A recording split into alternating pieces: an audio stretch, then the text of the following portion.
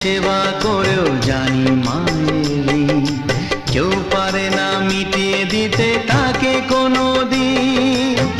তোমারই আশীর্বাদে জীবনের প্রতি পদে যেন আমি রাখতে পারি তোমার সুনাম মা, ও মা।